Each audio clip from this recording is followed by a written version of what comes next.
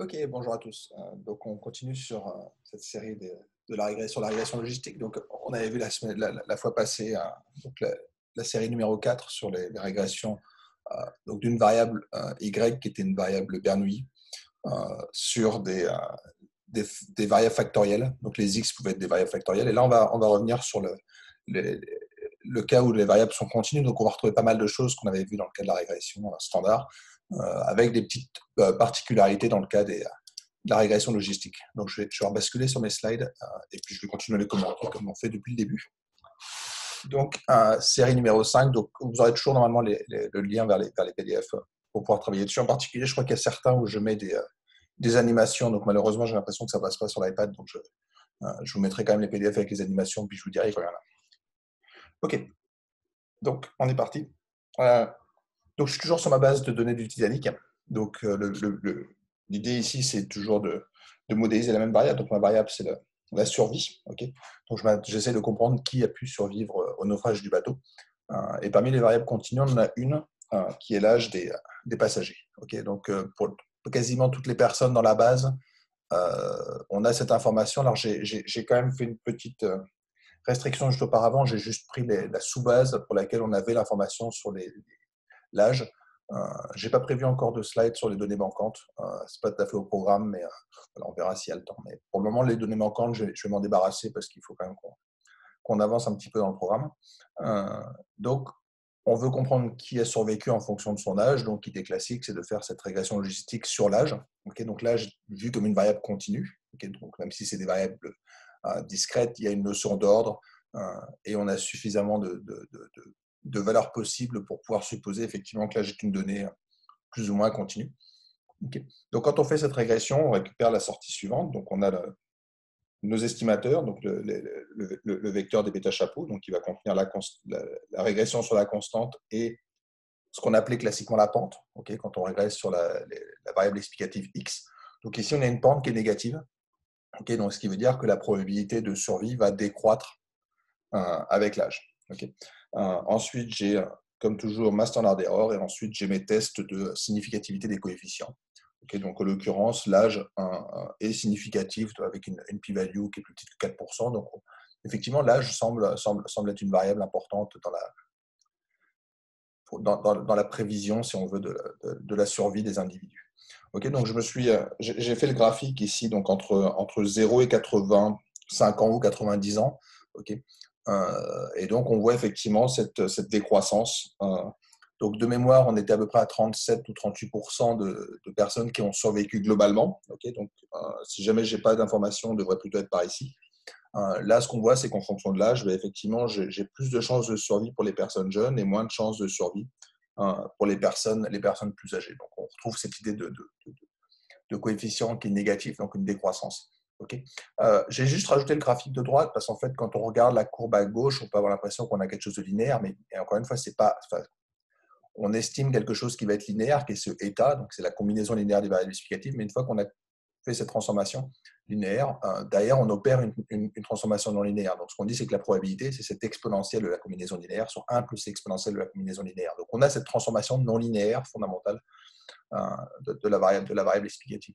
Et c'est ce qu'on observe à droite. Donc, si je regarde à droite, j'ai bien cette courbe-là qui est en fait cette exponentielle, donc en l'occurrence, moins 0,05, moins 0,01x. Okay, donc, j'ai bien un signe moins ici qui veut bien dire que ça va être une fonction qui va être décroissante, puis j'ai 1 plus l'exponentielle de la même combinaison linéaire des variables explicatives. Okay, donc, cette fonction, c'est avec le signe moins, ça devient tout d'un coup la fonction de survie, en gros, de la loi logistique. Okay, et nous, on s'intéresse à ce tout petit segment qui est juste entre 0 et 85 ans. Okay, donc, pour pouvoir observer des probabilités très, très grandes, il faut aller à moins 400. Pour avoir des probabilités très, très faibles, il faut aller à 600. Okay, donc, on se restreint à ce tout petit segment et localement, ça semble un petit peu linéaire. Okay, mais il faut juste se souvenir que derrière, ça reste une transformation qui est non linéaire. Okay, donc, on a cette régression, et encore une fois, l'estimation se fait, donc je renvoie au slide numéro 2, par l'algorithme de Fisher. Donc, je ne mets pas toute la sortie parce que mes slides sont assez petits. Je ne peux pas mettre toute la sortie, mais en gros, vous aurez marqué tout en bas que l'algorithme de Fisher a convergé en 4 ou 5 étapes. Donc, on a toujours cette convergence très rapide vers vers les vraies valeurs vers l'optimum en tout cas de la log vraisemblance, vers le bêta chapeau. Okay. Puis au passage, on récupère encore une fois la SIN qui va nous donner l'information de Fisher qui correspond à la variance asymptotique. Okay. Donc encore une fois, je ne sais pas assez insister là-dessus, mais ces standards d'erreur qu'on obtient sont toujours asymptotiques. Donc ils ont du sens à partir du moment où j'ai beaucoup d'observations. Okay. Ici, on en a plus de 500, donc on va dire qu'il n'y a pas trop de soucis sur le fait que ça puisse effectivement correspondre à la standard d'erreur. Okay. De mémoire, j'avais dû faire des graphes de toute façon dans des slides précédents. OK.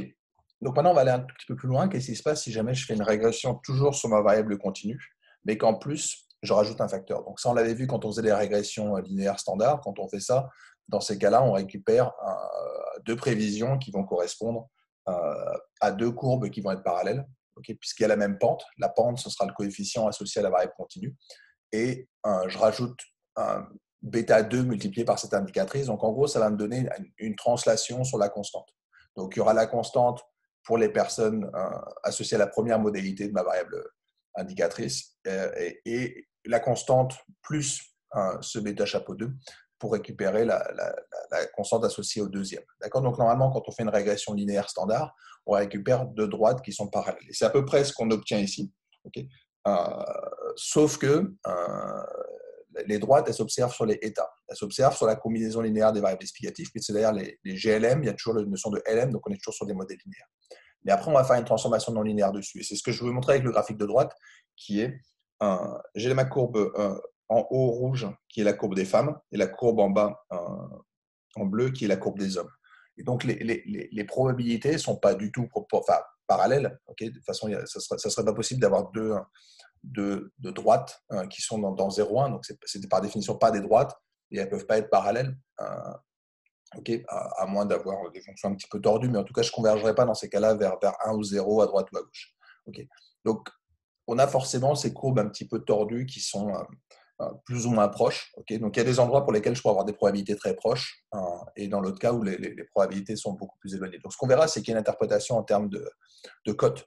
Okay. Donc, on va avoir des cotes qui sont en fait multipliées par un facteur, qui va être cette exponentielle de bêta chapeau 2. Mais sur les probabilités, on ne peut pas dire grand-chose. Okay. Donc, on ne peut pas vraiment comparer les probabilités pour les hommes et pour les femmes. Okay. J'insiste parce qu'en fait, quand on regarde le graphe de gauche, on a l'impression que ça peut être le cas. On a l'impression qu'on a cette translation entre les deux. Mais encore une fois, c'est juste une propriété locale parce qu'on se place ici.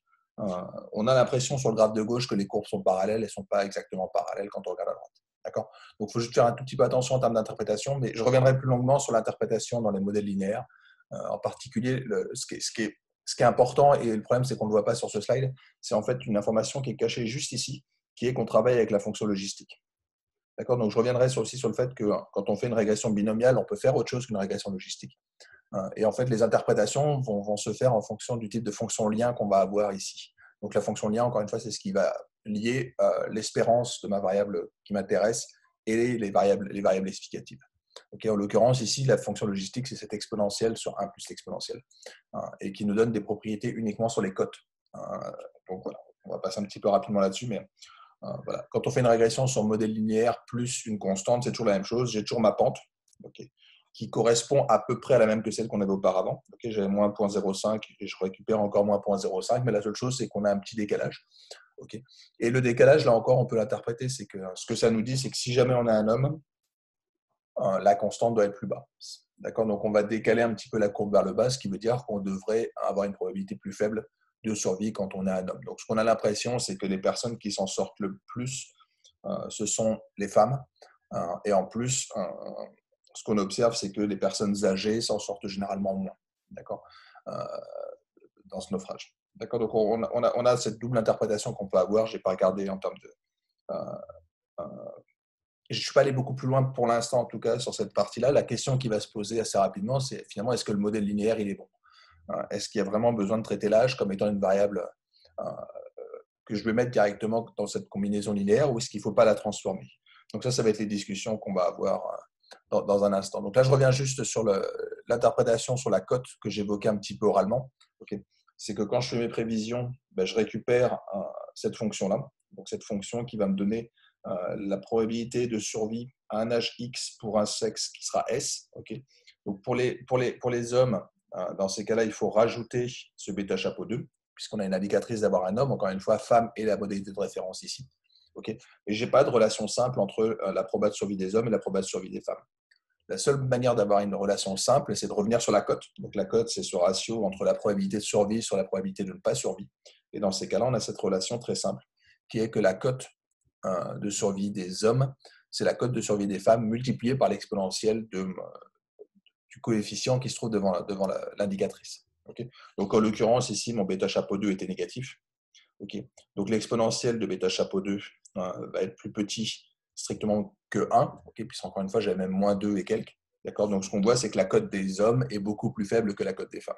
Voilà, donc, derrière, la probabilité va être plus faible. Mais ce qu'on voit, c'est que c'est un coefficient multiplicatif sur la cote. Voilà. Je n'irai pas beaucoup plus loin sur l'interprétation, mais il faut se souvenir de ce genre de relation qu'on aura assez abondamment quand on fera des GLM, qui sont qu'on a des propriétés non pas directement sur les grandeurs qui nous intéressent, qui sont ici des probabilités, mais qui sont, en fait sont des espérances, okay, et les coefficients. Mais il faudra souvent passer par des transformations.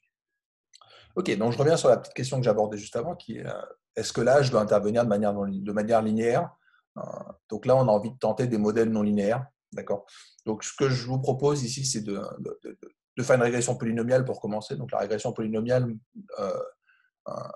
ça peut avoir du sens. Il s'avère que dans beaucoup d'applications, je pense en particulier en économie, on aime beaucoup introduire des effets à la 2, à la 3, quand on a des variables explicatives et qu'on sait qu'on a quelque chose de non linéaire.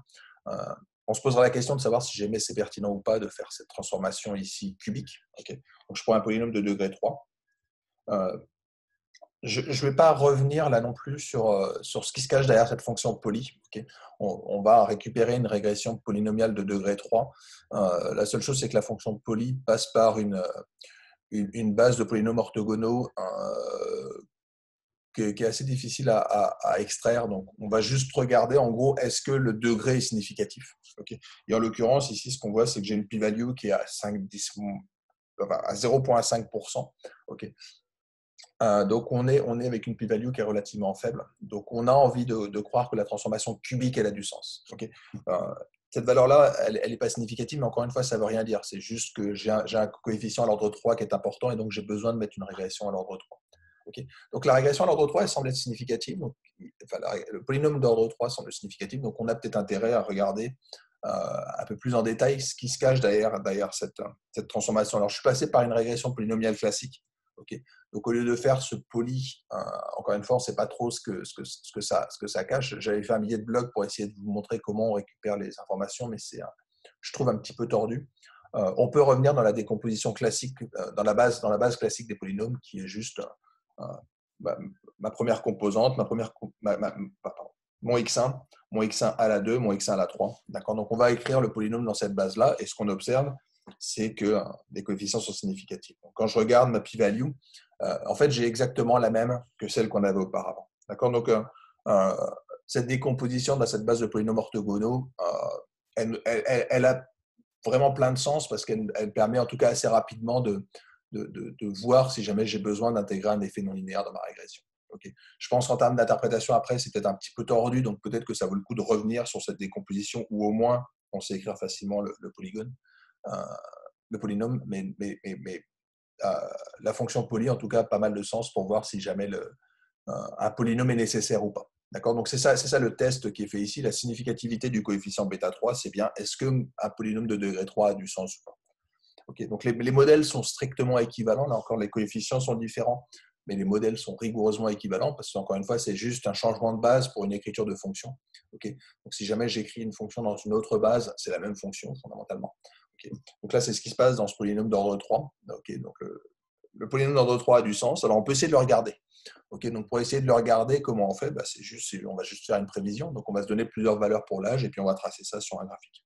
Donc c'est ce qui est fait ici. Donc je me suis contenté d'extraire les coefficients et d'écrire le polynôme, tout simplement parce que je peux extraire les différents coefficients et je connais la forme du polynôme puisque je suis parti dans la base standard avec du x, x à la 2, x à la 3. Okay. Donc on voit qu'on a fait effectivement un effet non linéaire, puisque si je faisais une vision très, très, très simpliste de ce modèle, on est fortement décroissant jusqu'à 20 ans. Okay. Ensuite, on est relativement plat hein, et ensuite, on va être décroissant sur la fin. Et là, pardon, j'ai oublié de préciser, je suis vraiment sur le polynôme fondamental. Okay, donc, je suis en train de travailler sur le x transposé bêta. Okay, donc, encore une fois, cette chose-là, après, je vais la transformer puisque je vais faire mon exponentielle divisé par 1 plus exponentielle. Donc, je suis avant d'être repassé aux probabilités. Donc, c'est normal qu'on ait des valeurs qui sont dans R, c'est fait pour ça. Donc, l'axe des Y, il a du sens ici. Je pourrais faire des régressions linéaires par morceau. Okay, donc, on pourrait là aussi utiliser des splines de degré 1, okay, en plaçant éventuellement des nœuds par ici. Donc, ça pourrait être une autre manière pour faire notre régression. Mais bon, un polynôme de degré 3, en l'occurrence, ça marche relativement bien. Puis, je trouve qu'en termes d'interprétation, ça revient au même, puisqu'on a 3 coefficients. Si jamais je faisais des splines, ici, si jamais j'avais cette première composante, j'aurais 2 coefficients. J'en rajouterais un ici, j'en rajouterais un ici. Donc, juste pour rappel, je vais juste vous remettre la forme que ça devrait avoir. Mais si jamais je voulais faire des splines linéaires, j'aurais du bêta 0 plus du bêta 1x plus un bêta 2 qui devrait correspondre à du x moins, allez, on va aller jusqu'à 15 ans, 15, et je prends la partie positive. Okay, puis je rajoute un troisième coefficient qui serait peut-être à partir de, on va dire, 55 ans. Okay, et je prends là encore la partie positive. Donc, on a quelque chose qui finalement est du même ordre que la régression polynomiale. Voilà. Prenez ce que vous voulez. Moi, je trouve qu'avoir quelque chose de lisse, c'est pas forcément plus mal. Donc, on peut garder notre régression polynomiale. Elle semble avoir du sens ici. Okay, donc, il semble nous dire qu'effectivement, l'âge n'intervient pas forcément de manière linéaire. Alors, on peut aller un tout petit peu plus loin. Okay, la régression polynomiale, c'est un des outils qu'on a dans notre trousse à outils de régression. On a vu aussi un petit peu les splines. Donc, les splines nous permettent de faire du lissage. Okay, donc, je viens de faire les splines linéaires, mais je peux introduire des splines quadratiques ou des splines cubiques. Donc, en l'occurrence, par défaut, c'est des splines cubiques qui sont utilisés ici. J'ai l'impression qu'il y a une faute de frappe ici. Donc, ce qu'on va faire, c'est que sur la partie positive, si jamais je veux commencer à la lisser, ben, je vais mettre un degré 2 si jamais je veux faire des splines quadratiques ou des degrés 3 si jamais je veux faire des splines cubiques. Okay, donc, la position des nœuds par défaut sous R, elle va être placée au quartile de notre échantillon. Donc, si jamais donc on voit la distribution de la population entre 0 et 80 ans. Okay, donc, ici, je vais peut-être mettre un premier nœud par ici. Parce que si jamais je veux mettre 2 nœuds, les 2 nœuds seront peut-être comme ça, de manière à avoir un tiers des observations ici, un tiers des observations là et un tiers des observations là. Donc, je vais mettre 2 nœuds de manière arbitraire et ensuite, je vais mettre un polynôme de degré 3 au début, jusqu'ici.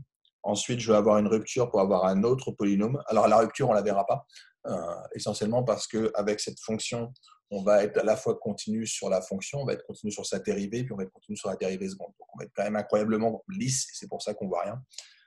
Et au moment où on arrive sur l'autre nœud, on a encore une rupture et on va avoir notre autre fonction cubique. Okay, donc, c'est ce qui va être fait par défaut quand on va faire des splines cubiques sous R. Donc, c'est cette fonction GLM. Okay, donc, la fonction GLM permet de faire, pardon, c'est ce qui se fait dans la fonction GLM en mettant cette fonction BS, donc les splines spline B. Donc, ça nous permet de faire effectivement ce lissage. Juste en termes de visualisation, il y a, dans le package GAM, on a une fonction qui est assez pratique qui est la fonction plot.gam qui permet de faire une visualisation de la transformée en fait, qui se cache ici. Donc, je l'évoque ici parce que c'est pratique. GAM, c'est un petit peu à la limite de ce qu'on doit faire dans ce cours, mais ce n'est pas non plus très éloigné puisqu'en fait, on a vu les splines dans le cas des modèles linéaires. On va juste admettre qu'on peut faire des splines dans des modèles GLM. Et en fait, à partir du moment où on fait des splines dans les modèles GLM, on fait des gammes. Donc, les gammes, c'est juste des modèles additifs généralisés. Donc, je garde le fait que je vais être additif en chacune des composantes. Et c'est juste que chacune des composantes continues peut être transformée par une spline. Okay, donc, c'est exactement la même régression qu'on va faire ici. La seule chose, c'est que dans ce package, j'ai cette option de faire un plot. Et c'est ce qu'on observe ici. Donc, quand je regarde mon plot, je vais juste effacer un petit peu tout ce que je viens de vous mettre ici, mais quand on regarde la fonction plot, donc je récupère non seulement la forme de la fonction, okay, qui en fait est très très proche de celle qu'on avait eue avec des polynômes. Okay, donc c'est un côté un petit peu rassurant de se dire finalement ce polynôme, il est en fait très proche de cette régression spline, qui est encore une fois une régression non paramétrique lissée. Okay, donc, autre intérêt, c'est d'avoir cet intervalle de confiance. Donc l'intervalle de confiance, je l'ai récupéré ici. Okay, donc en lui demandant de me rajouter la standard d'erreur au-dessus, donc en dessus et au-dessous, donc il va faire les moyennes de type gaussienne qu'on a classiquement. Donc, c'est la valeur prédite plus ou moins 2 fois l'écart type. Okay, et on récupère ces bornes de confiance. Donc, les bornes de confiance me permettent d'avoir quand même un peu plus confiance dans mon lissage, essentiellement parce qu'il y a quand même pas mal d'endroits où j'ai très peu de données. Donc, en fait, ce qu'on voit, c'est que je ne peux pas vraiment faire passer une droite à l'intérieur de cette bande de confiance. Donc, il semblerait que la transformation non linéaire s'impose ici. En tout cas, devrait largement améliorer les prévisions euh, qu'on aurait sur nos probabilités de survie. Okay, donc, ce que ça nous dit très rapidement, c'est quoi? C'est juste, les enfants, ils ont beaucoup plus de chances de survivre que ce que nous donnerait notre régression linéaire standard. Et par contre, les personnes très âgées, j'entends parler les personnes de plus de 55 ans, ont beaucoup moins de chances d'avoir survécu que ce que prédirait le modèle linéaire. Okay, donc, c'est ça que nous raconte un petit peu cette régression, c'est qu'on a probablement besoin de transformer notre variable d'âge si jamais on veut améliorer la prévision. Voilà, donc après, ça revient un petit peu à tout ce qu'on racontait jusqu'à présent. Donc, dans le cas des modèles linéaires, okay, donc on est vraiment sur les mêmes types d'outils. Okay, on peut faire des splines, on peut faire des régressions polynomiales. On a toujours à peu près les mêmes interprétations avec ces petites nuances qu'on a quand on va rajouter une constante. Donc, on n'a pas des droites qui sont parallèles, mais sinon, c'est exactement la même chose que ce qu'on avait d'habitude. Voilà, donc je pense que je vais m'arrêter là pour aujourd'hui, puis on continuera la prochaine fois sur une dernière série de slides pour finir la régression logistique. Allez, à bientôt.